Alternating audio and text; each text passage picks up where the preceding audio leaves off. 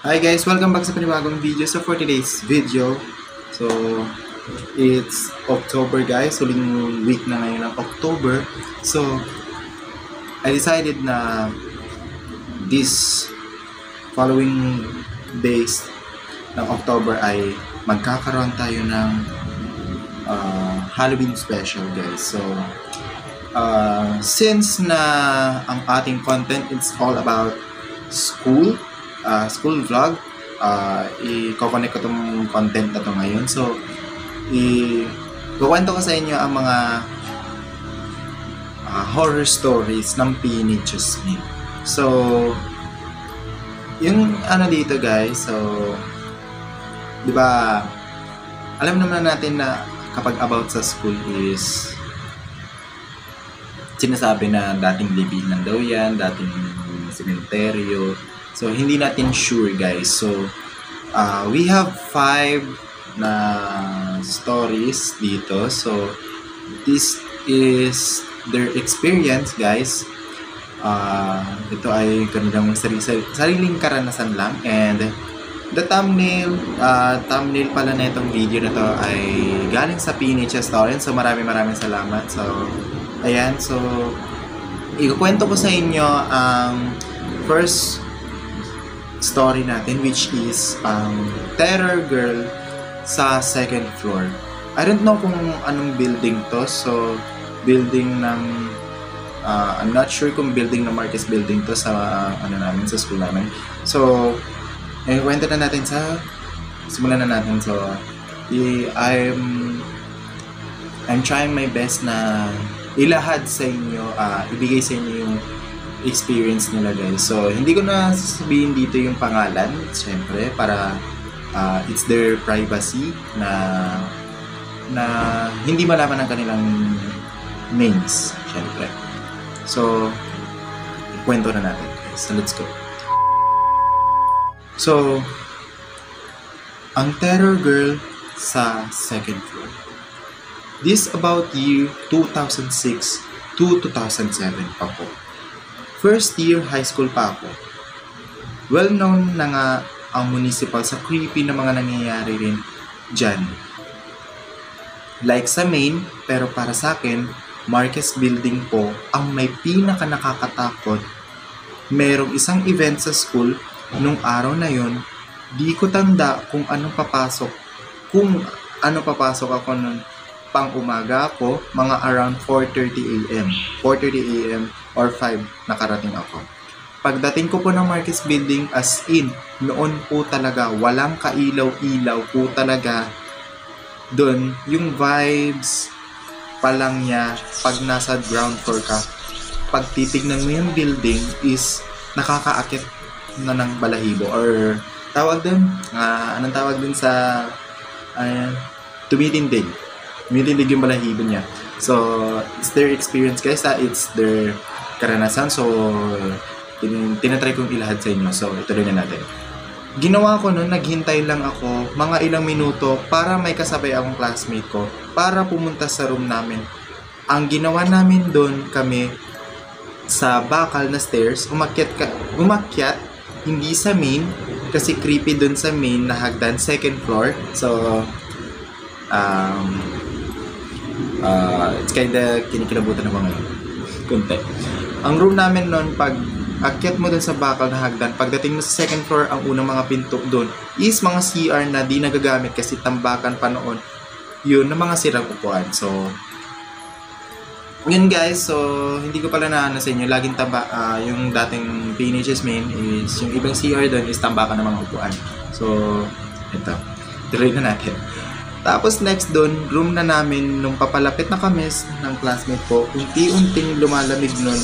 Pag nagtuturuan kami kung sino nagbubukas ng pinto kasi nakalock yun, mabubuksan kung isusuot mo yung kamay mo doon sa bintana.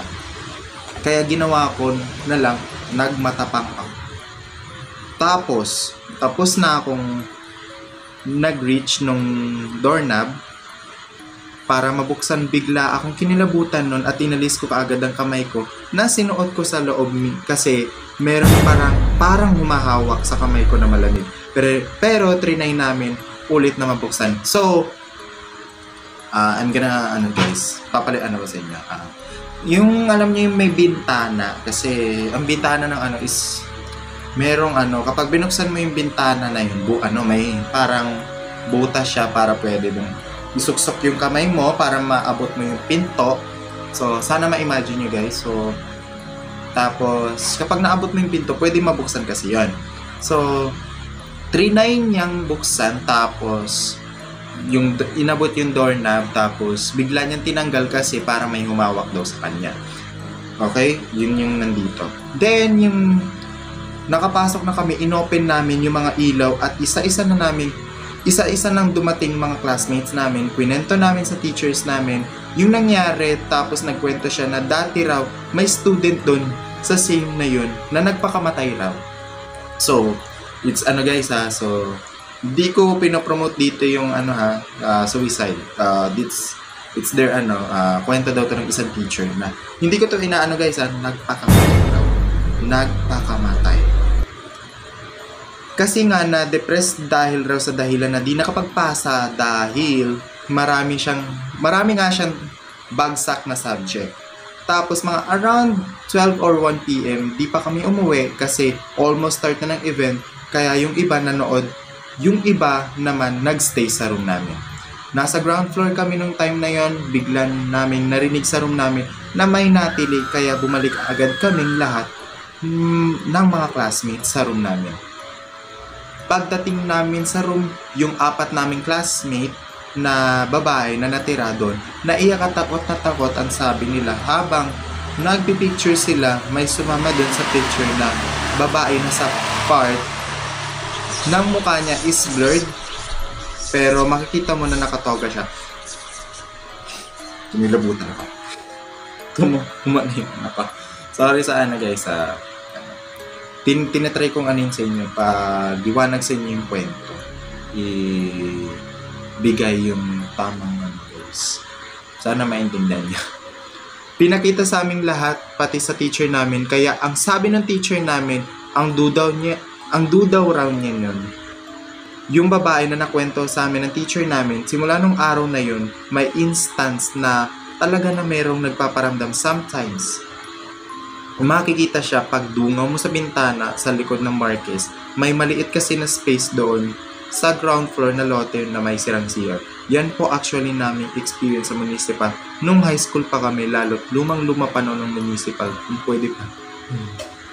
Okay.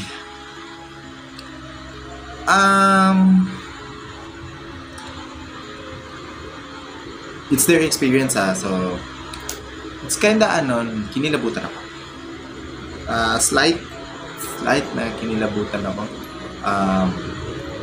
Marami pa dito guys. So, ayun lang. So, I'm trying my best na ipaliwanag sa inyo yung kwento kasi dito, yung iba is siguro yung iba dito is tinatry ko ipaliwanag dito para malinawan kayo at hindi ako magkamali dito ng mga informations at yun lang. So guys, magkita-kita ulit tayo guys. Maraming salamat sa pakikinig ng unang kwento natin ngayong araw na ito at magkita-kita ulit tayo bukas November 1 para sa pangalawa nating kwento. November 1 and bukas 2 kwento ang ibibigay ko sa inyo guys. So, okay. So, maraming salamat sa panonood ng video na to at sana naman nag-enjoy kayo. Huwag mo kalimutang i-like at i-share sa lahat ng katropa mo. Mag-subscribe ka na sa akin channel, Ryan PH, sa lahat ng mga kaibigan ko dito sa YouTube, Ate Ana Fonzie, and Kuya Kentot, guys. So, thank you so much guys pa nakikinig ng unang kwento natin at bukas may dalawa tayong kwento na ibibigay sa inyo guys. Maraming salamat sa pakikinig guys. Thank you so much pa nood ng video na to at bye muna guys and happy Halloween sa inyo lahat.